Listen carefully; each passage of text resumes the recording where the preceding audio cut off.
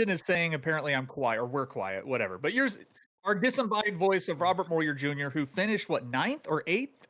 What did he finish, Carl? Oh, I'm looking. Yeah, look for Robert me. Moyer Jr. finished ninth. He finished ninth. Robert Moyer Jr., our disembodied voice who helps us produce these podcasts in the background. You don't hear him. He's fixing the audio. It's being fixed. Don't worry. Zach, we know. If you would have joined earlier, Brendan got us, but you're slow. It's fine. Oh, no audio.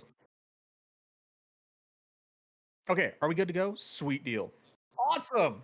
Cool. Welcome, everybody. So, Texas, guys. How was Texas? Oh, well, you know what? Before we get there, got to thank all of the partners for the league. We got to thank the Butt Kicker, Sundance Pizza, Ideal Lease, Ascendance Trucks, Rev Sim Shop, Performance Food Group, Advanced GG. Also, go get your go get some Advanced GG energy drink. Code WolfXLive10. All proceeds of that go directly back into the league. And of course, Maddox Graphics. If you need a paint done, get a hold of one of the people from Maddox Graphics, and they can hook you up with some of these beautiful looking cars you see on the track every week.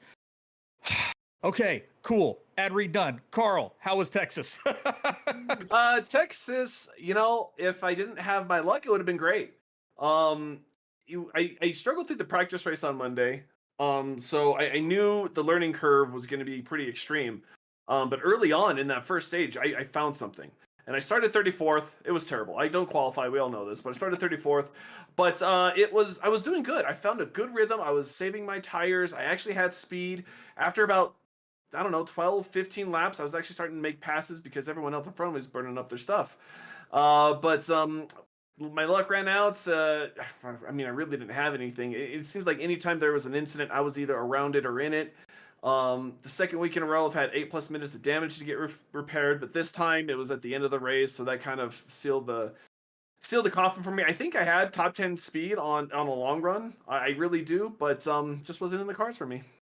Yeah, I mean, it's another unfortunate week for you. It just seems kind of like even the broadcast has called it out. Pit Stop TV, they even called out like your misfortune, if it wasn't bad luck, you'd have no luck at all. Kind of like my motto that I had last season. It's kind of boiled over into the first two races so far. I hope that lucky rabbit's foot turns into actual luck and not bad luck eventually. So, because you're due for a win this season, dude. You really are. It's your time to finally I get don't one. know. The way they're racing up With front, drivers like Ronnie Osmer, who has joined us this season. Ronnie, we know you won the race for the U.S. Aviation Academy 250 at Texas, but how was your race overall besides just winning? I know you had an incident with Brendan Maddox where you both were given a drive-through penalty, and you overcame that to come back and win the race. Take me through your race last Tuesday. Yeah, it was definitely pretty interesting. Had a good qualifying, missed the bottom on my second lap, so I felt like there was still a tenth more I could have got there in 3 and 4. But got up to saved the tires, got up to the front, stage 1, had my teammate Dakota finish in second, and got up there, but made a mistake, shot the pit stall going that first time pit road, so dropped from first to I think like 6th or 8th, something like that. And that mistake put me back where I was battling people like Maddox. And looking at the replay, I saw he got, I think it was tight. And when he got tight, it went up and basically doored me because I was just outside. And I disagree with the call getting the penalty because I kind of had no choice but to door him back, or it's Texas, so if you get doored middle of the corner, you go into the wall. And I wasn't going into the wall. So, and unfortunately, someone made it 4 wide and it caused an incident. So, but it's racing. So, took the penalty and was trying to fight my way back up. Found out there's a big bump on the top of 1 and 2 on Old Texas. So that sent me into the wall. And so I had about 2.5 minutes of damage to fix. Took my time getting it fixed. I think I still had like a minute left, and I started driving up through the field at the beginning of the final stage and got back to the top 5. Took a chance, got that last minute fix, dropped down to 15th, and then took advantage of saving the 1 set of tires from fixing damage and got the win. Yeah, it was really impressive to watch you, especially last week. Me, Carl, and Steven, we went through our Chase 12 picks, and neither of us, all 3 of us, did not pick you to put on it. And it was probably nothing against you. It was just we don't know you really very well. The only thing we can go off is iRating, but at sometimes, especially in league racing, iRatings can not be true to what their skills are. Because Gavin Rogers, I think he's got like a 3,200 iRating. Dude is naturally a 6,000 plus. I guarantee you. But no, it was awesome to see, and like you even said in the podcast last week in the chat, like you had something to prove when we didn't pick you. So it was you came out, you made a statement, taking the win at Texas, and it was a great race. I mean, the last 10 laps there, I pit with you guys with the last set of tires that we had because I had saved the set as well. I took right side tires. And I don't know if you did, if you took 4 or not. I know me and Dustin took right sides, which put us up there to challenge. And then near the end of the race there, I got a little bit of nose damage from Isaiah Sutherland, who got he was pushing up towards the wall and he was cranking the wheel left to try to stay off the wall, and he came across my nose, and that actually gave me a little front-end damage, which I think kind of gimped my forward momentum because I had no more aero to help with the car to get going faster. So, I mean, it is what it is. I still finished third. I'll take it. So, but no, overall, I thought it was a pretty decent race. I know Johnny did not have a good race either. He was, I think, challenging to win stage 2, and he just cut across Isaiah's nose, and then that bump, that ever hated bump between 3 and 4, completely upset his car, and it snapped his car loose, and he hit the wall head on. So, but I think the biggest thing was there was a whole bunch of ARCA breaks at Texas. I mean, Carl, did you experience any of them? Mm-hmm. Did you? Oh, In no. fact, I guess we'll get to that, won't we?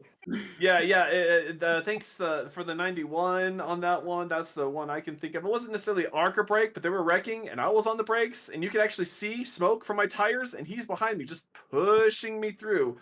So if Andrew Rattel, if he's watching this, sorry about that, but I was on the brakes, I promise. Ronnie, you had no ARCA brake situations, did you? Like you were involved in one? No. When I was just riding around the back to get my damage fixed, it was like I just let the field drive away. Like, I think I had like a 10-second gap to the field. It's like, yeah, I'll let y'all. I get my damage fixed, and next caution, no one's coming. Yeah, I think I had 1 or 2 moments in the race I had to get damage. One was just because I hit the wall a little hard, got a little bit of wheel damage, and it was only like 40 seconds of repair. I got that done during one of the yellows. It wasn't really affecting my steering, so I wasn't too worried, but I was like, might as well get it repaired just so there's not future problems if I hit the wall again. And then on a restart, we had a massive checkup. I mean, the biggest thing we're having an issue with right now is just everyone closing the gap for restarts. And the green flag dropped. Me and the car in front of me took off with Braxton Skinner behind me. And then all of a sudden they checked up, and I just drove straight into his rear bumper, and it caved my nose in, my front end in. And that gave me like a minute, I think, and 2 seconds of repairs when the next caution came out. But of course, it was the start of the third stage, and everybody wanted to drive clean then. So I was like, oh, okay. I get damage, and we finally want to drive clean. I see how it is. Yeah, that's the But so yeah. But I mean, overall, I think the race was good. I really think there was a lot of people in the front that usually we don't see up front. A lot of different strategies going on with especially near the end with the 2 tires or 4 tire stop that everyone did.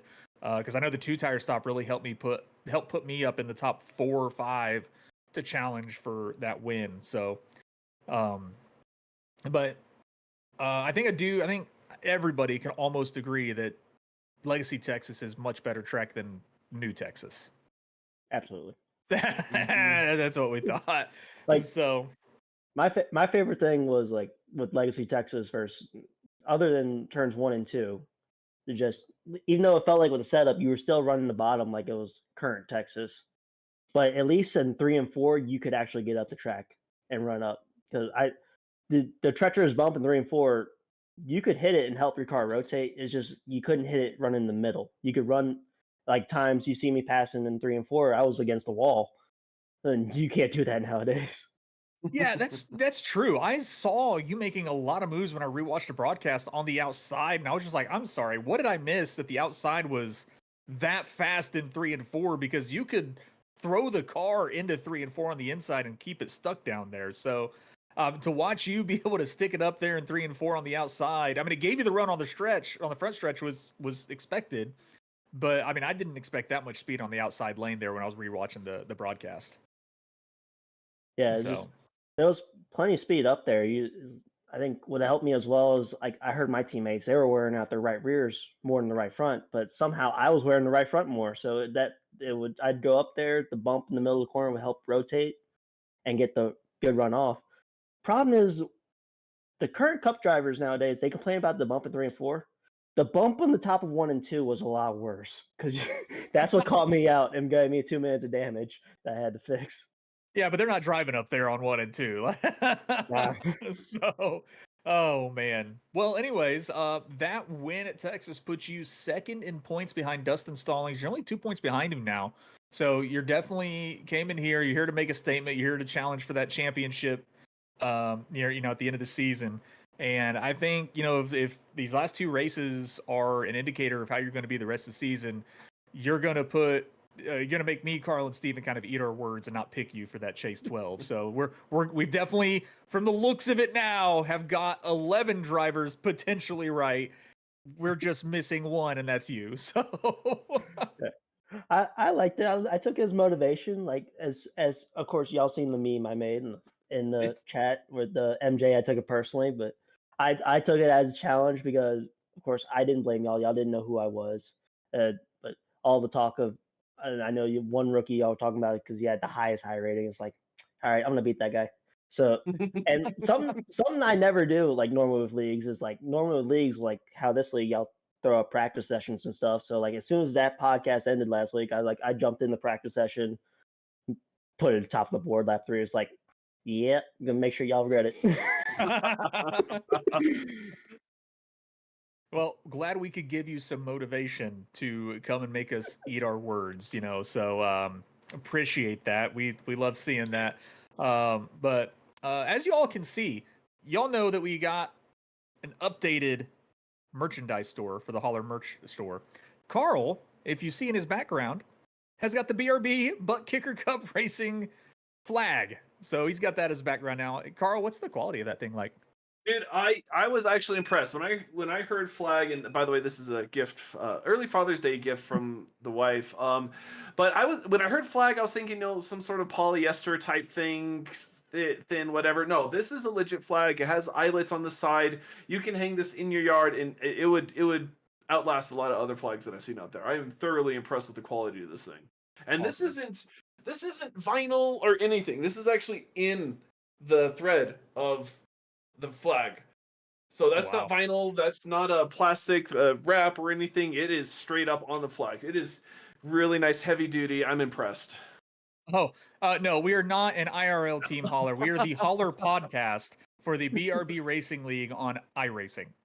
So, yeah, no, that's we're not Holler drivers or anything like that. Cheddar, your algorithm sent you down a rabbit hole. I hope you stay around and learn what we do for fun here. So enjoy. But no, it's really exciting to do this, Ronnie. I love meeting the new drivers. You're one of like what do we count? 11 rookies that started this season. I think 10. 10, 11, something like that. And it's just kind of crazy. And we have a wait list. The gravitas of our league. Yeah, exactly. There's a lot of stuff in the work. We're already thinking towards season 5 right now about what we want to do, how we want to do some stuff. So it's really exciting, and obviously bringing on talent as well as Ronnie Osmer. So it's really exciting to see, and it's fun to talk to all of our drivers at one point or another. And pretty cool. Go ahead. Come here. Yeah, thankful to Dakota for inviting me to come join y'all and join his team. I was kind of looking for a new league to join on Tuesday nights because my Tuesday night league was just finishing up and just wanted to try something new. And he sent me the invite for y'all, and I was like, sweet, made it in. Nice. Yeah, I was actually about to wonder. I know you're part of Southern Excitement Racing, which is kind of a branch off from Racers for Christ. And I believe, like you said, Dakota Camper, I think he was the one that kind of separated from that to kind of invite some friends along and race along with you guys. So how do you know Dakota exactly? Do you just race with him before, or you know him personally? So I met him when his racing league, the Southern Excitement Racing League, I competed in that. And that was, I almost won the championship in that league, I think. So we have a I chance. almost, yeah. So I almost won the championship there a while back, and stayed in touch with him since. And he just happened to find me one day in Discord and just sent me the invite. Awesome. Well, again, glad you're here. Glad you kind of came and tripped all of our feats so we can bite our words here because you're winning the second race of the season. But Well, you know, we anywho's- should have seen this coming when he finished in the top 5 at Daytona. I mean, come on. Yeah. Zach King won Atlanta last season. You know, yeah, but come on, we can all agree Daytona's a different animal. So Still.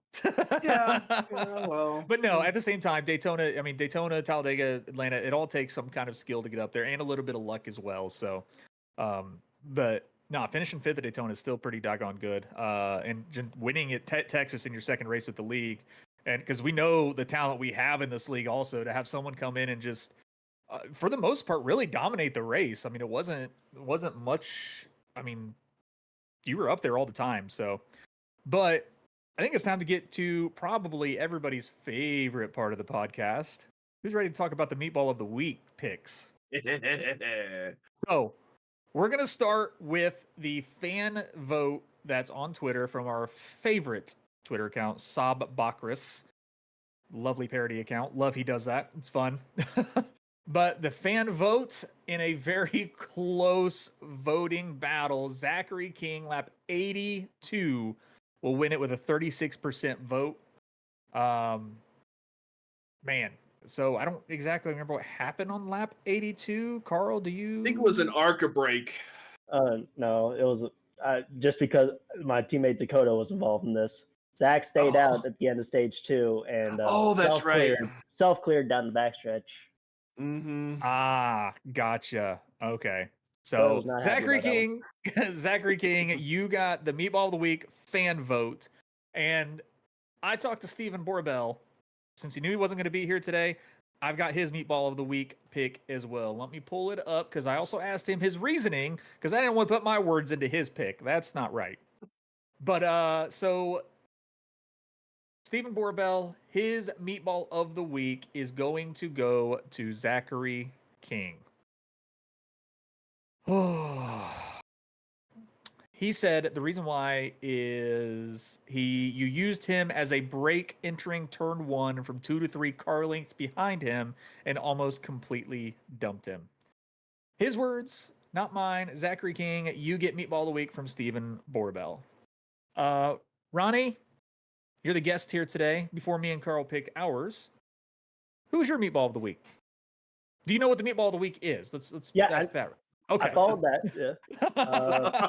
I tried to remember who I voted for because I did. I voted for. I think. Our first park of the season. The guy that got parked. Oh, okay. That would be Dylan Dryman. Dylan. Yep, that would be Derek. Derek Dryman. Derek Yeah. Dryman. I believe I voted for him because he took out Andrew. Andrew got involved in both of those incidents, I believe, and somehow was still up there at the end. Oh, jeez. Oh, jeez. That's wild. Yeah, he is our first park for the season. He's not the first in the league. I've had one or two. I've had one. So, but Carl, do you want me to go first? Or do you want to go next? You know what? Go ahead. Okay, and just because you can't slip from it, it's hard to not pick a Meatball of the Week when you get DQ'd. And Derek Dryman, your pick, my pick as well. So I mean, it's kind of an easy pick when you get disqualified from the race. Nobody ever wants that to happen. Been there, done that twice. Richmond and IRP. I think it was IRP. Yeah. IRP. Because So, I think I in got there- parked in IRP too. Yeah, Zachary King has been parked twice as well. So, can't let you get away with that, man. Being DQ, that's almost an instant vote for Meatball of the Week. So that's my vote, Derek Dryman, for the DQ. All right. I'm gonna. This may come out of left field here a little bit, but I'm gonna boy. choose a teammate of Ronnie Osmer of Dakota Camper, and What? here is the reason. And this was a chain of events that I feel like put me in a bad situation. And it wasn't right away. It actually waited until after I watched the fantabulous coverage of word. Pit Stop TV, Unhinged as they called it. That was And my favorite thing about the broadcast. Like, this race is unhinged. I'm like, was it? oh man. But anyway, so I think, and Richard, you heard me, kind of voicing my frustration with the 3 car, and I couldn't get past him, and he No. was throwing some really bizarre blocks. I'm like, okay, and I saw him falling back, so I figured, hey, his tires are worn. I get you're trying to hold position, but there's 6 cars behind you, guy. We have got to go. You are holding everyone up. But it wasn't until after I watched the broadcast and they interviewed him because he won stage 2. And he said he admitted he had 2 to 3 minutes of damage at that time. And I'm like, okay, you have all the damage, you have worn tires, and on top of that, you're holding all of us up and throwing blocks. Like, he blocked Cody Dorsey down the backstretch all the way to the apron. I was waiting for Cody Dorsey to spin him, because if he wasn't, I was going to. I was trying to push Cody into Dakota. It's like, hey, we have got to go. And it just didn't turn out that way. And I think in the end, that's what set me where I was when I got taken out of that, like, lap 113, I think it was. And it's just one of those things that bother me, just because, and I think we'll get into this later. I feel like that's kind of a respect thing. All right, if you know you have damage, and we're talking a couple of minutes. If you have, a minute and a half, Ronnie, you said it yourself, you were able to battle through that and make passes.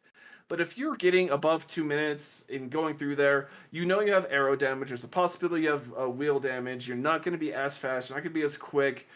At that point, okay, maybe don't give up the positions, but don't block so aggressively. We had a ton of aggressive blocking at Texas. And this was, like I said, there were still 50 plus laps to go.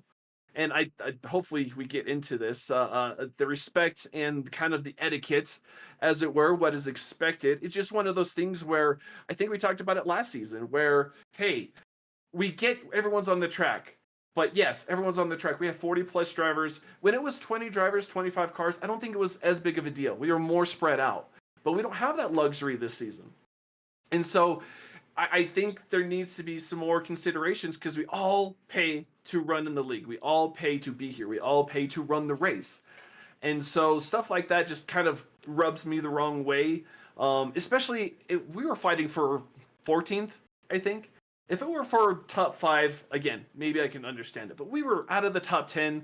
We were in stage 3. Like, I don't get it. So that's my meatball of the week and my part 1 of the rant today. That was a very long explanation of your meatball of the week, but I guess, I mean, yeah, that's the thing. I mean, like, our meatball of the week is more of what we feel is sometimes a bonehead thing, and luckily I really wasn't involved with much at Texas. I mean, the only other thing that was truly involved, I mean, I could have said Dustin Stallings. He could have been a pick for me because of the trying to re-enter the track from the apron, but I understood why he did it, because his car was going too fast and drifted up into me. I could have easily said Isaiah also for pushing too hard and then coming across my nose at the end. But yeah, it's just a little bonehead move pick. So, oh man, interesting pick though, Carl. Very. Okay. I would say that was your experience. That sounded more like a spicy meatball of the week. Carl is our spicy meatball picker, is what he is. He's the he goes for the throat sometimes. Yeah. No mercy. No mercy. So, oh man. Right, don't let Carl catch. So oh we no, mentioned it happens all the time. Don't worry about that. I was telling Richard before we got started, I had like half a dozen people to choose from throughout the race. All right. So last week we had talked about the Rev Sim Shop sponsorship for the league, and Rev himself has came up with an idea of not an idea. He wanted to give a prize as part of his sponsorship, and we were toying around with what it could be, because he didn't want to give it to like the season champion, because the season champion already gets a butt kicker Gamer Plus for free. It was kind of hard to decide on giving it to the regular season champion, because typically it's also the person that wins the season. So it was kind of a back and forth thing. We kind of gave him some ideas, and he came up with the cleanest Iron Man award. Now, what that is you have to whoever gets the Ironman award for the season, which means you don't miss a single race, then you also have to be the driver with the least amount of incident points, along with not missing a race. Rev is giving It's not you incident points; it's penalties. Because remember, penalties. with I'm sorry. yes, Yes, penalties. It is penalties. Least amount of penalties and the Ironman award. You will be getting the Rev Sim Shop Lucky 13 button box, which I will be posting right now a picture of the faceplate in the Discord. A Lucky 13 button box with the Ironman Award logo on it for free from Rev Sim Shop. Again, that will be the Ironman Award along with the least amount of penalties throughout the season. That's Rev's sponsorship. That is his prize. That is his award that he's gifting to the league. So that is something for everybody to strive for. I've got one of those Lucky 13 button boxes, and they are extremely helpful in everything I do with iRacing. I mean, I've got an easy thing I could set my hand on and kind of toggle my motor on and off to help save fuel. I've got all sorts of adjustments I can do, and I've got a button that tells me actually, how much damage I've got on my car. My crew chief will tell me. So, but perfect little item to add to your sim rig and add to your sim racing experience. Y'all can thank Rev for that. Rev does a lot of great work with the write-ups and race control, so thank him. He does great work with those. But yeah, so that's that. That's the Clean Ironman Award. Well, before we get on to Iowa, Carl, I think it's time for a good sit down. What do you think? Oh, we should do Iowa, then the sit down. Should we do Iowa then the sit down? Because Yes. I mean, okay, let's do Iowa, then we do the sit down. Iowa, short track, kind of resembles Richmond. I think we raced there in season 2, didn't we? Mm-hmm. We did. I Yes, don't remember much we about it, Mr. did. Statistician. She'll pull that up for us. So That was a interesting race because I know that was for season 2, one of our higher counts for cautions. And Iowa, I don't think they haven't rescanned it since they repaved 1 and 2. So there's a nasty bump going into 1. there is, and we've so got like Nick Renner and Braxton Skinner have already told us about that. So yes, Mason won that. Big surprise. That is his home track. He won't be here this week. He announced to run that because he's got other stuff going on. He just finished finals week too, if I remember correctly. So he's doing some wind down. But yeah, it's definitely a tough track to conquer. It's slick. I know there's some drivers already on the track tonight. Practice session opened about an hour and a half ago. So it was, I guess it's being rather quick. It's quick and slick from what I understand. So there's that. And as I'm trying to find the stats, Adam finished second. So hopefully he can turn his luck around with some software and hardware issues. Jared Hughes finished third.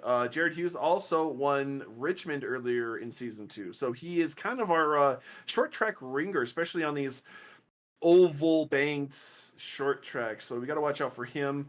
Yeah, so other than that, it's going to be interesting. Jared did lead the most amount of laps at 69. So he did not win, but he led the most amount of laps. So I think Jared is definitely going to be one of those drivers to keep an eye on. yeah, Iowa. I mean, I actually do like those short tracks. I was really fast at Richmond. I just kind of got a little irritated with some stupid mistakes that I made and got involved with some stuff, and actually got disqualified from Richmond, which was a little upsetting. But Carl, how did I do in Iowa? Do you have that up still? Richard Wolsifer finished 10th, had 4 bonus points for stage. You led 15 laps, so you have shown speed there as well. Great. I am going to be in the back again. Hooray! So, I mean, Iowa it's really strange because actually on the old NASCAR games, I hated short tracks. But now it's kind of starting to fit into my driving style a little bit more. I really enjoy these shorter tracks style racing. But Ronnie, what do you think about Iowa? How are you looking forward to attacking it? I absolutely love short tracks, and I love Oh, great. Iowa. Though I was better at Iowa with the older Xfinity cars and ARCA cars. I've been on iRacing since 2011, so I've been through a few phases of cars on that track, and I remember back in the day where, like, when you ran the Xfinity car, you ran the wall all race. on both ends, and that's when I was good there. But now, recently, I've been trying to get better with these current cars there, but I think I can still get around there pretty well. It's all about throttle management. Mhm. Awesome. Yeah, it's definitely about throttle management. And that's typically where, like Carl likes to say, the dirt track racers tend to kind of shine. So, and we're going to Iowa, and I believe this will be the first time that the full tilt racing guys, the dirt track fellas of the group, that's going to be the first attempt at Iowa, I do believe, with us, because we didn't race it last season when they were rookies. So it'll be interesting to see how they do. Because they've been really fast this season as well. They've really stepped their game up. They were fast last season, but this season it seems like they've kind of stepped their game up between Selby and Fritz. So be excited to see what they can do at Iowa. But I guess we'll go ahead and go into our race picks for Iowa next week, and we're gonna have to go with Steven first, just because he's not here and we can't throw an audible of who his pick is, and he's going to pick his teammate Jared Hughes, and I think that's a really good pick. Being Jared Hughes, like Carl said, finished third at Iowa season 2, but he won in Richmond. He led 69 laps at Iowa in season 2. Jared also one of the dirt track guys of the league, so it just goes to show, like, dirt track drivers tend to do a lot better at these style of tracks that are major throttle control style tracks. So that's Steven's pick. It's going to be Jared Hughes. Ronnie, you're the guest. Who do you think could win at Iowa? And trust us, it's okay if you pick yourself. We're not going to think any different of you. Uh, I was thinking about myself. I was like, I don't want to be that guy. Don't want to be that guy. So I'll be nice. I'll pick my teammate Dakota. I'll say he'll rebound from Texas and have a good run.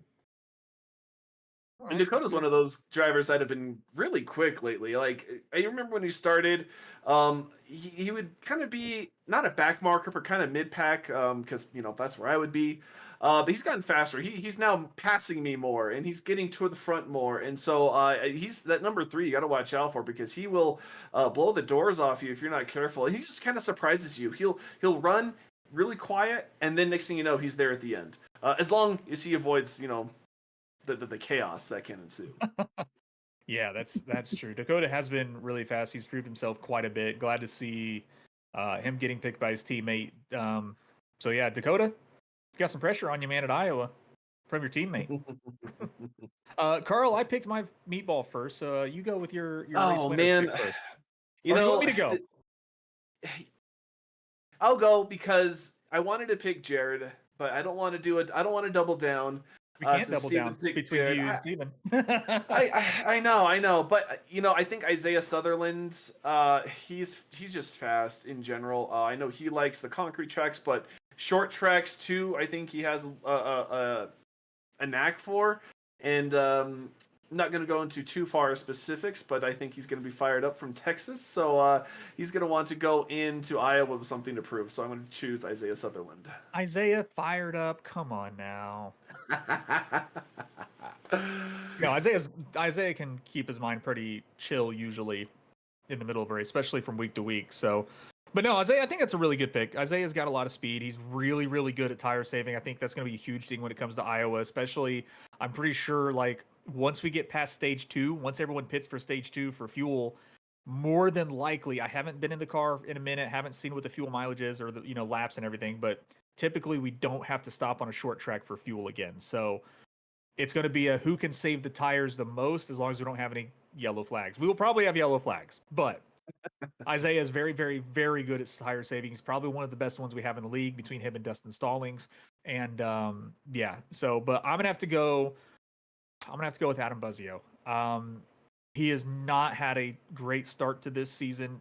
Nothing of his doing. We think, and I hope that he has got his stuff fixed. I think everybody throughout the league has got his stuff fixed, because nobody likes seeing the guy who has started this whole thing that brought us all together not have basically being able to run the race at all since the start. So he was fast in Iowa in season 2. I think he can still show that speed. We still have a lot of steep competition now here in season 4, but I think Adam Buzzio can come back. I think he's going to come back with a lot more fire under that seat in his sim rig to show what he's actually can do. So, but I'm going to have to go with Adam Buzzio. But All right. All right, yeah. So, well, this is how quick these podcasts are going now because we're not going to do. Oh, wait, what are we missing? So, I don't know if everyone checked the announcements for Discord today, but this is kind of carryover from Oh. Texas. I think it needs to be announced that we are going to implement an ARCA break rule, since breaks don't like to get used around here. So we had to do something about it, and it's going to start off if you are. At least obvious in the moment, and Rev catches you within ARCA break, it's an immediate EOL. So keep that in mind, and then you go up the penalty ladder. If you get caught with the second one, is a drive-through. Even if you weren't part of the incidents, but if you ARCA break that second time, that is a drive-through. And then the third incident will be a park. Oh, it's 40 guys out there. We have got to keep a lid on this. Most of the time you can see the smoke. Most of the time you're around other drivers that slow down too.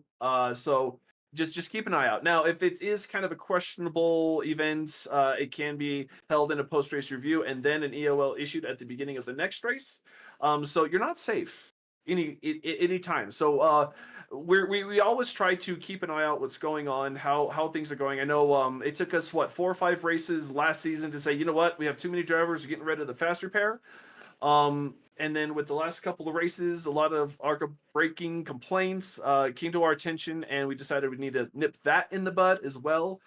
So just for everyone watching, keep an eye out for that. I understand, and I'm kind of a component of saying, hey, the iRacing's not throwing the flags. And we've seen that a couple times. There was a couple incidents at Daytona. There's probably 3 at least incidents at Texas where there is wrecked 2 or 3 cars. You see smoke, no caution. You have to use your best judgment on whether or not you want to keep in the throttle or let off and see what happens. Hope that yellow comes out. But yeah, that's something we're doing moving forward for the rest of season 4. Yeah, so definitely keep an eye on your ARCA breaks, guys. I mean, Rev hates giving people penalties. He especially hates parking people. It's not something he wants to do. We all come here to have fun. We all want to be able to race the race fully. And things that prevent that is DQing people and other people ARCA breaking and taking you out of the race. It's happened before. Sorry, Jared. Literally the first race after our penalty system was refixed and our fast repairs were taken away. Lap 8, I think it was. I think it was like 8 or 9. Something like that. And I took out Jared Hughes. It was a bad ARCA break. So that was the butt of a joke for a while. That was fun. Besides being a normal butt, I guess. Yeah, it's huge. Shut up, Carl. So, but anyways, you know what? Let's go over the top 10 or top 12 in standings right now, because I mean, there's some shocking names in this, honestly. Oh no, well, yeah, I mean, yes and no. It's a hodgepodge of veterans and rookies alike. It really is. I mean, we've got Dustin Stallings at the top of the board, which I mean, very well deserving. He won Daytona, came in second at Texas. That's very, very makes sense. He's top of the board currently. Ronnie Osmer sitting pretty there in second place with his win from Texas and a 5th place finish at Daytona. So he's definitely a name that everyone's got to kind of watch out for. He's going to probably be up there in the top 5 all season. Dylan Yeager, another rookie coming into the season, this time racing for Full Tilt Racing over there with the old CFM guys, Selby and Fritz. So he's made an impact so far as he's sitting in 3rd. And Matthew Selby doing well with his, he finished 2nd at Daytona, 4th at Texas. He's sitting up there in 4th place in the points. So fantastic work from him. That's a name I don't think we even picked either, did we? Was he in any of our lists? I don't remember. I don't have that pulled up. So no, I don't either. So, and we have 3 rookies in the top 5. Yeah. You notice that? Yeah. Our Chase 12 is ruined. Like, if we should never play March Madness. Just saying. Brackets are already busted. It's over. Our brackets are already ruined. Oh man, we got Christian Barnes with Meatball Motorsports. Zach King, you picked a good teammate to bring along with you because Christian Barnes is really making waves here. I mean, he's already won a stage, or how many stages has he won? I don't remember. The downside is win the stage, and then he did perform really well at Daytona. He's led laps. I think both him and King have led laps in both races so far this season. Oh, him and King were doing really well together at Daytona. It was honestly really good props to them. So, but Christian Barnes has really came in and I mean, he's stuck his name up there where we wouldn't expect it to be. So, I mean, he's doing great. Isaiah Sutherland, veteran of the league now, he's up there in sixth, seventh place. Myself, finishing seventh at Daytona and then third at Texas. I've had one bonus point so far this season. Yeah, that was finishing 10th in the stage. That's it. We got another rookie in the top 10. Kyle Heath sitting in 8th place. I mean, the amount of talent that we have acquired here at the BRB Racing League is insane. That we've got so many people that have seen this racing and some of the goofy racing that has gone on, some of our really bad races, and they still want to come here and the talent that they have and race with us. The fact that we have, how many did we get? 1, 2, 3, 4 rookies in the top 10. I mean, that's season 1 kind of stuff, season 2 kind of stuff. And Kyle Heath, he showed up in chat here, and I think he picked himself for Iowa. He picked himself to win Iowa. He did. Yeah, another surprise winner, new driver 13. So there he is. So Kyle Heath is really confident going into Iowa, and that could propel him. He already gained 9 spots between race 1 and race 2. A win would put him in that top 5 conversation, easy. And Carl, sitting in 9th, tied with Kyle Heath, is a name that we have seen in the league for a while, and we have been wanting him to do well. It just always seems like it's self-sabotage for himself. But Patrick Hernandez is sitting tied with 8th place, currently 9th if you look at, like, you count from names. But Patrick Hernandez, it's great to see him up there currently in the Chase 12. Not locked in, obviously. It's only race 2. Settle down. But no, it's great to finally see him sticking it out through a race, performing well, being up front, and like, I mean, to sit 9th in this field is impressive from Patrick Hernandez. We know he's got speed, so good to see him up there in the top 10. Johnny Wood Jr., I mean, he finished 4th at Daytona, did not have a good Texas. He was 35th or something like that because he got he got in a wreck, basically caused by himself. He knows it. He was upset, but it really stunk to see. But Johnny Wood still sitting still sitting in 10th, so he's still in the top 10. He's still going to be one of those names to be up there challenging for wins and going for this championship this season. He honestly was probably the closest person that could have challenged Mason last year for the championship if he didn't get the lung infection. Dang it, Johnny. Excuses. And then here's a name I honestly wasn't expecting. Coulter Clark is sitting in 11th.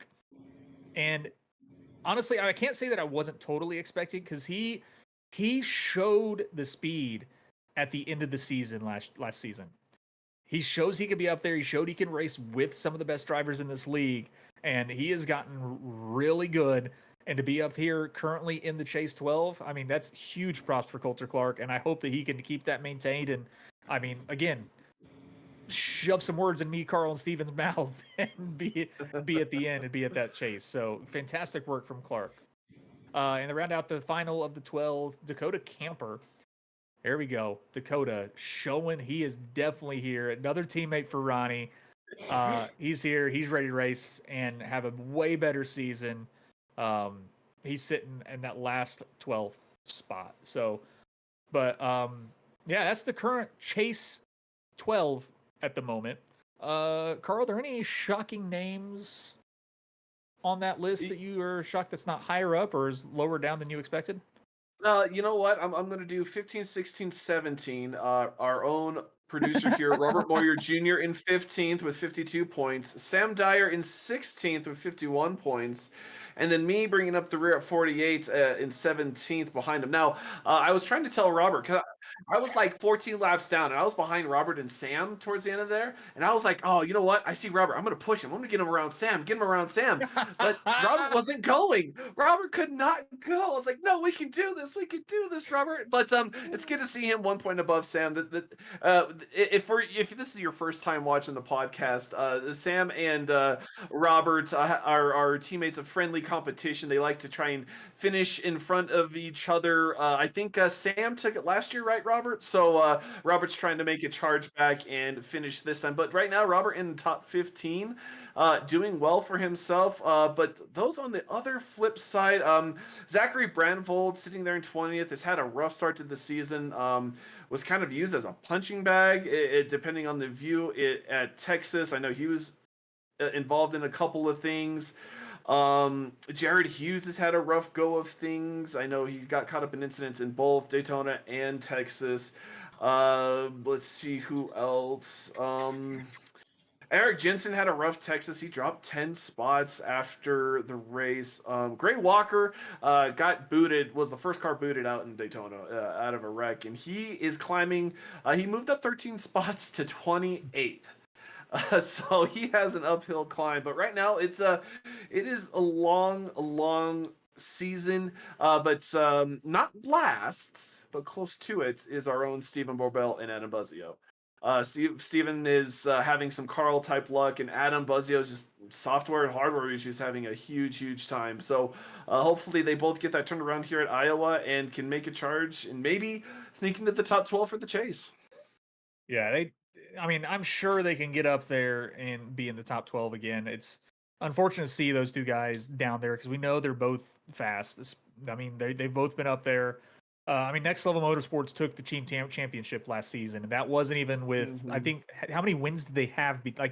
Besides Gavin, I think they had one, Steven. Yeah, because I don't think Adam won last season. Yeah, and they won the team championship. So Next Level Motorsports, if anything, they are consistent. And to see, Adam did win Talladega. That's right. Oh, that's right, because he hated super speedways and wins Talladega. I forgot about that. So they had 2 wins between them, and they still won the team championship. So their I guess you could say almost motto is consistency, and they really do prove it every single week. So to see those two guys that far down in the points is just, it's heartbreaking a little bit, because we're kind of teamed with them a bit, sort of. So affiliated. Yeah, affiliated. There we go. But I hope they can turn their season around at Iowa. It'll be nice to see. But it's still a long season. Still a lot can happen. We've got a great and a few breaks also within the season. We've got an all-star race planned. We've got the Powder Puff coming up also that's planned. So we got a lot throughout the league that's happening, guys. Definitely look at the schedule, especially if you have Ronnie. Do you have anybody that will participate in the Powder Puff race? Oh, just make sure I get this right. So the Powder Puffs, what, the wives and girlfriends? Any kind of woman, mom. See, I'm actually going to try and get my daughter to race in it also. Ooh, that would be awesome. I know. I think my girlfriend will do it. I think she would. Yeah, see, all the girls, they'll get in Discord together and they'll all sit there and chat the entire time they're racing. And it's, if you haven't watched it, Ronnie, go back to, did we do it on the Holler podcast last year on our channel? Yeah. I think so. Okay. Yes. I will send you the link to the Powder Puff race last year, Ronnie. Go watch it. It was a delight to watch, really. It was fun. My wife, she was over it at the end. Once they crossed the checkered flag, she straight up, I guess, said to everybody in the Discord, she goes, "So can I wreck now?" And they're like, "I guess so." And the camera switches to her and she's driving the car straight to the outside wall, and I'm just like, well, she had fun. So, but yeah, that's coming up. That's going to be exciting. We love doing that. Broadcasted by your very own Carl, me, and Steven in the Holler podcast. It is a blast to do. We had a fun time last season doing it. So looking forward to this season's Powder Puff. Hopefully, I think we only had 4 drivers last season. We had 15 sign up, but only 4 show up. And I think over half of the ones that didn't show were actually a little sad they didn't, because they said it looked like it was a lot of fun. So we're hoping that number increases and the attendance increases as well. So we still need to figure out what that car and track combination is going to be. But again, it's not going to be anything crazy or hard. But yeah, and then we also do a Powder Puff podcast. So that's something. The podcast. Okay. The broadcast said Texas race was unhinged. If you thought the race was unhinged, go watch a BRB Racing League Powder Puff podcast. You want to talk about unhinged? Oh man, they say some of the craziest things. It's What did questionable. Julie call the butt keeper? Da, The da, butt da, da, kicker? da. No, Not, no, no, not, not, not going no. there. We're not. No. You You two can don't go kind of there like that stuff. in pleasant company. You go watch the podcast. You'll know what we're talking about. But anywho's, well, we're getting close to that hour time. But Ronnie, it's time for us to get to know you. You're a rookie to the league. You're new. I mean, obviously, Southern Excitement kind of knows more about you. Races for Christ definitely knows more about you, especially Dakota Camper. But we as the league don't know you, so it's time for the Sundance Pizza sit down. This is a time that we get to ask you, I think it's like 5 or 6 questions about you to get to know you. So be prepared. The last one is the hardest question of them all. And it seems to be everybody's favorite. But since you don't know what any of these questions are, this makes it even better because you're not expecting it. So Sundance Pizza, sit down. yeah, I would do it, but yeah. Thank you, Carl, for being my Jingle Junior Yeah. guy. Yeah. Got your back. All right, Ronnie, we got 1, 2, 3, 4, 5, 6 questions for you, so we can get to know Mr. Osmer, the driver of the number 15 Celsius Chevrolet for Southern Excitement Racing, winner of Texas Motor Speedway. So to start off, Ronnie, where are you from? I am originally from Pearl River, Louisiana, and now currently live in Mooresville, North Carolina. Oh, so you live near Johnny Wood Jr. then? Where's You two need to get together and go race at that Trackhouse Motorplex. You don't know how many times I've been there. Oh, you might know Johnny then. You two need to get together and go have it out there. All right. So being from Mooresville, and we know a little bit more about you from earlier before the podcast went live. What do you do for work, your free time, etc.? So for work, I am currently the interior mechanic and tire specialist for this number 77 Spire Motorsports truck of Andres Perez de Lara. Okay. All right. See, he told us he worked for a race team, the 77 truck for Spire Motorsports. That's awesome. That's actually really cool. The tire specialist and the interior mechanic. Yeah. See, Ronnie's the reason Spire has all the success right now. This guy right here.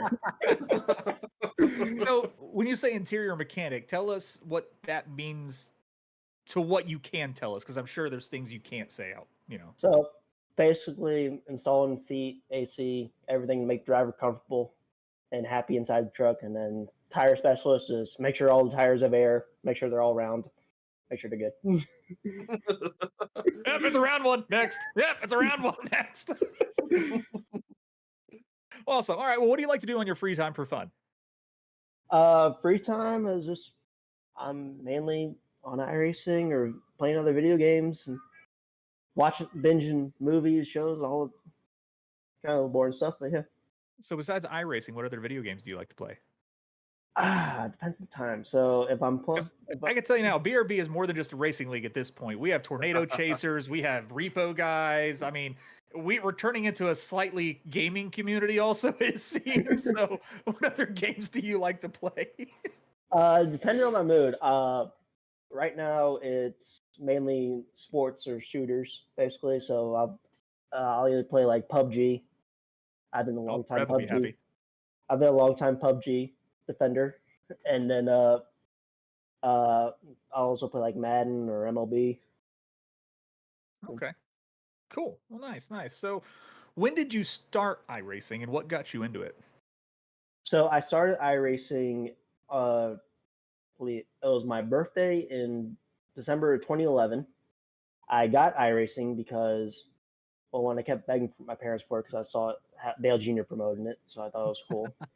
And because I had grown up racing, so I've raced almost my whole life. I started racing when I was 7, and one of the first cars you get on iRacing is the Legends car.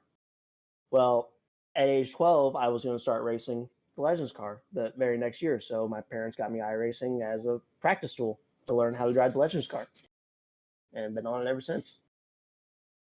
Nice. So did you actually race a Legends car then? Yeah, I raced the Legends car for 1 year. That was a blast. And I've moved up the ladder since, like 13 with the Pro Challenge, 14 started Pro Late Model Racing down at Five Flags in Mobile, Age 15, I got my first ever Arkham Menard Series start at Mobile, the infamous Will Kimmel flew off the track race. We're gonna have to Google that and find that. Yeah, so I was in that race. I had 2 other ARCA starts at Salem and 2018 at Daytona. That one didn't go that well, but so Google. So you are a 3-time starter in the Arkham Menard series. Yes, I have 3 starts in the Arkham Menard series. Man, that'd be awesome. That would be awesome. Oh, geez. Yeah, because I talked to you when we were in the waiting room on Tuesday about that ARCA car in your profile picture. I was like, is that you, or is it just one of the cars that you worked on or helped with or just liked or whatnot? And you had told me, it's like, nope, I actually drove that one for a test day that you topped the board in speed. Yeah, that day. Is that correct? The last time I drove an ARCA car was Daytona ARCA Test of 2020. Luckily, I became friends with Andy Seiss over the years and Chris Auer at Auer Motorsports, and they owned it back when they had the team. And for a 18th birthday present, it was 18th. Yeah, my parents got us a deal to where I could go run test laps with them and be in an actual competitive car for the first time. If you look up my ARCA stats, they're not good because I've never been in a competitive car. One of our drivers just found your wiki, so be prepared for stats to be shared. Yeah, so my stats don't look that good on the ARCA thing because I can tell you of the 3 ARCA starts I had, I never had sticker tires or a no more engine. So there's that part. So the 2020 ARCA test was the first time I ever was in a competitive car, and I put that car on top of the board on Saturday, drafting with my teammate Andy, and we were passing the Joe Gibbs cars. So, and that was Ty Gibbs, who's currently in the Cup Series, and Riley Herbst. So I was door to door with them, passing them, putting top of the board at Daytona. And ever since that day, been trying to get back in the ARCA Series, but COVID put a really tough hit on that. And then I ended up started working for the Auer Motorsports Xfinity team that year, and been working in NASCAR since. That is too cool. Honestly, that's a job I would love to do, is working for a race team of some sort. But I would like, because of my background, I'd like to work with the electronics and the communication systems. I actually almost applied for Team Penske to work with their radio and communication systems, but I can't move further away from my daughter in Florida, so we're gonna have to wait a while for that. Yeah, that's the one thing, you gotta live where they're at. Luckily, at the time, I was currently in college. I came up to North Carolina to go to college in Belmont Abbey College in North Carolina, up here in Belmont, North Carolina. So literally the day after I put the car P1 at Daytona, I drove back up to college for my first day after winter break. Wow. So it was right back to school, basically. So oh geez. So yeah, I balanced working with the NASCAR Xfinity team and going to school at the same time. That's too cool, dude. That is awesome. Well, I guess we're going to start rooting for the 77 truck in the Craftsman Truck Series then, knowing that Ronnie's helping with that. So, all right, next question, sir. Favorite and least favorite track on iRacing? And it can be oval or road course. It does not matter. Any track throughout the service. Oh, yeah, I remember. I got that thing on this one. Everyone does. Let's see. It also depends on what car combo as well. You can say car combo also if you'd prefer. It doesn't, whatever your favorite track and least favorite track is total. Like you could do car combo with the track. It doesn't matter. My favorite track with car combo is the Indy cars at Homestead, Miami, because nothing proves talent more than you running the Larson line in an Indy car at Miami. Oh man! My goodness, that has always been the most fun I've had. That's my best oval. My favorite road course would probably be Bathurst. Really? That is insane. Yeah, Bathurst. Oh my gosh! I always loved running Bathurst. So why is Bathurst your favorite? It's just fun to just send a car down the mountain and That's just see fair. what it does. Like anytime I get a new car, it's like the first track I either do on is either Daytona Road Course or Bathurst. So have you taken a GTP to Bathurst? I haven't done that yet, but I did the the iRacing IR01 at Oh Bathurst. God, that had to be Ooh. terrifying. Yeah, that made me sweat, and I was just doing laps for fun. So, what's your least favorite track then? Least favorite. I've always definitely a road course for sure. It tends to be everybody we have on the podcast least favorite is some Toval. Yeah, I'd probably say my least favorite track. I will go with Chicago Street Course. Wow, that's actually a favorite through the league. I hate it in real life. I hate it in iRacing.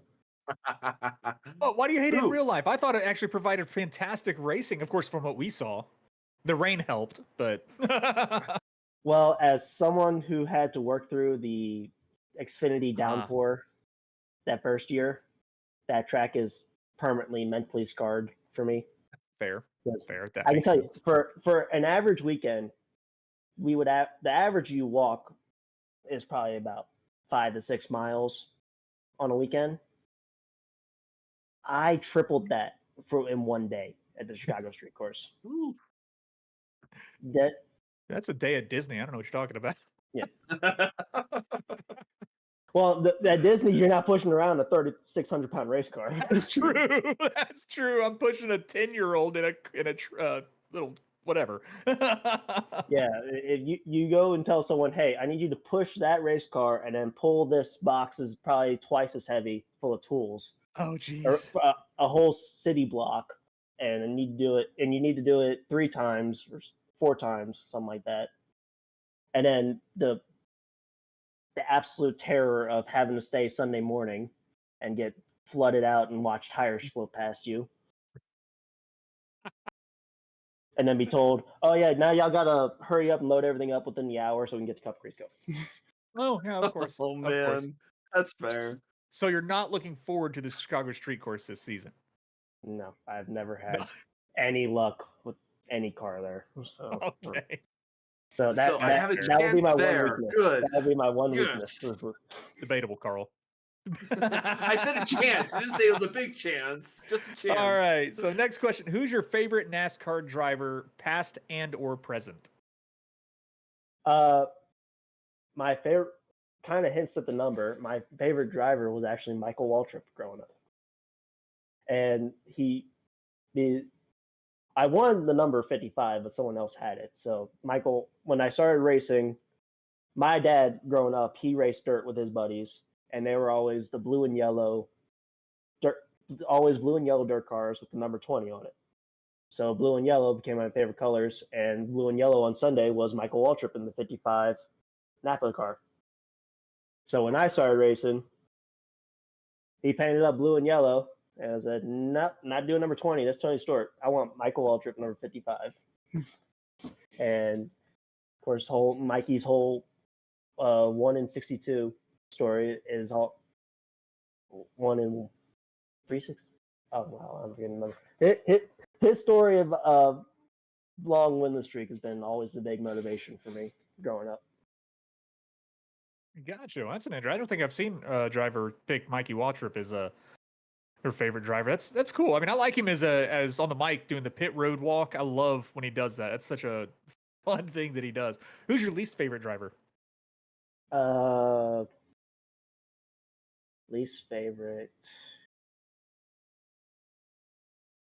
Let's see. There's some that I can't say because Did you work for him? no, not because I work for him. It's just there's things you see at the racetrack that you don't see on TV. Oh, yeah. Rev has told us that. Rev used to work in NASCAR as well. With some person. So I'll just say the current drivers I will hate or dislike will be whoever wrecks my truck or any of the Spire vehicles. So if you wreck my guy or Carson or Michael or Justin, I will. You're on the list. You're on the list. You're on the list. Don't give Ronnie more work. All right, Yeah, just keep it simple. Yeah. It's kind of like that scene in Days of Thunder. We're like, look at that. Inside we don't have to fix. And he kicks it and goes, Come on. don't want you to be Come on. spoiled there. You don't know how many times I've wanted to do that to a real Oh car. my God. Oh, that is funny. All right. And now for the favorite question that everyone loves. It's a hard question, Ronnie. Are you ready? All right. Are you sure? So you're on a long road trip and you got to make a pit stop, get some gas. What snack and drink are you getting from the gas station? Hard question.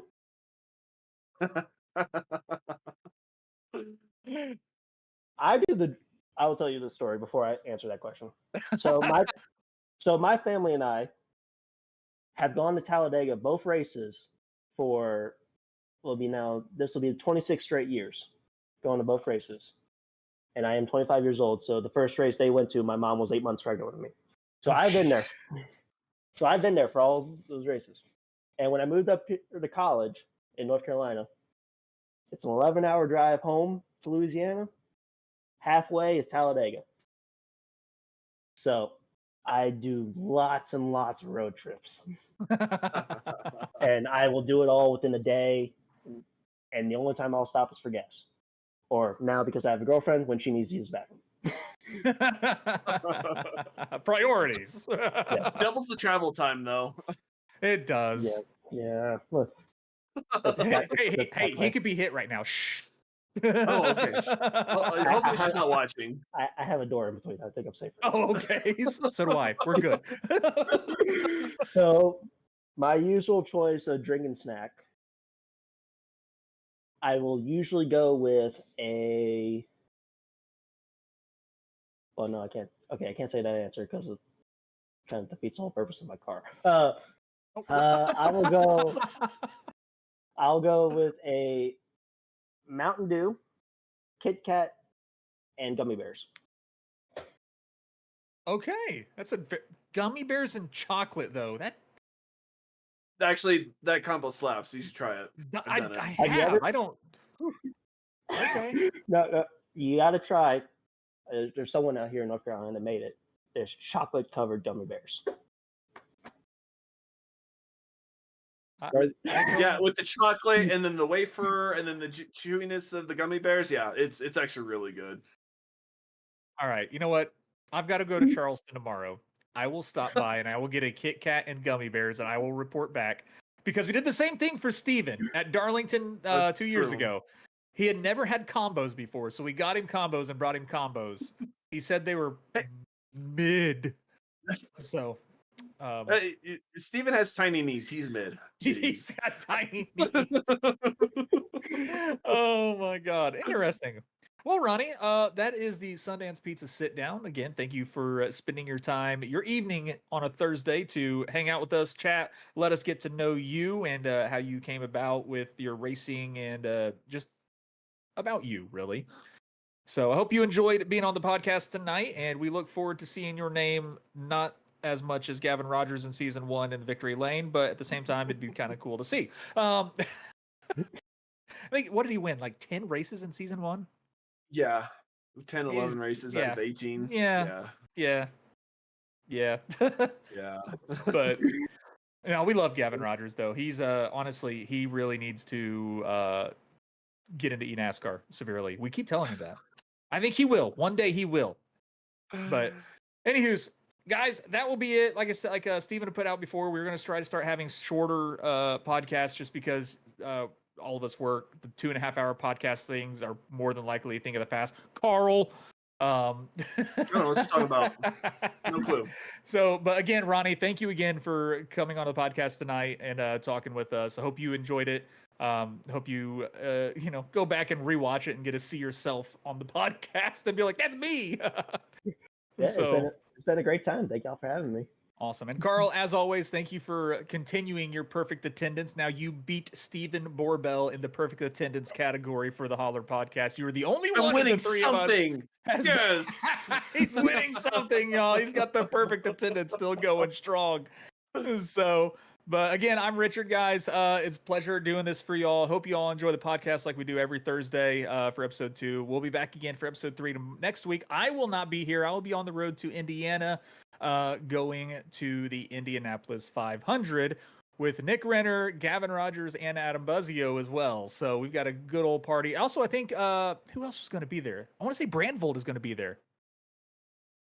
There's a bunch of I feel like you guys talked about it last time, and there's like 10 people at one point or another saying they're going to be there. It's insane. Well, that Steven had to it's his anniversary weekend, so they decided to not go. So, but no big deal. Understandable. It's their first anniversary. Treat her to a weekend at Indianapolis. It's their first anniversary, Carl.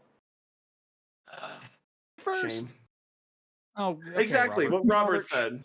Anyways, again, we want to thank you all for tuning in. Got to thank our sponsors, the Butt Kickers, Sundance Pizza, Ideal Lease, Ascendance Trucks, Performance Food Group, Advanced GG. Again, use Wolf X Live 10 to get yourself 10% off your entire order of Advanced GG, and all those proceeds go to the back into the league. And of course, Maddox Graphics. Go hit them up if you're looking for a new paint scheme for your Tuesday night racing or any racing you do throughout the week.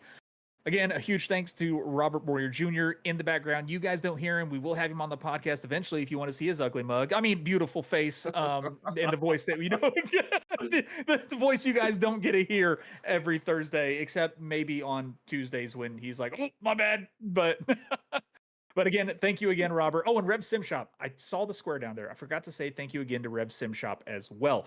But anyways, y'all have a fantastic evening, and we will see you Tuesday for Iowa and Thursday for episode 3. Y'all have a good evening. Oh, wait, we got to end it. Ronnie, you saw it last week, so you know what we do, right? Oh, shoot, I forgot. Just say buckle it up. And then when I start, you want to say, or you'll die. So say, buckle it up. Yep. So we'll do it this way, okay? You start it. Say, okay, buckle it up. Buckle it up. Buckle it up. Or you'll die. All right, y'all. You have a good night. We'll see you Tuesday.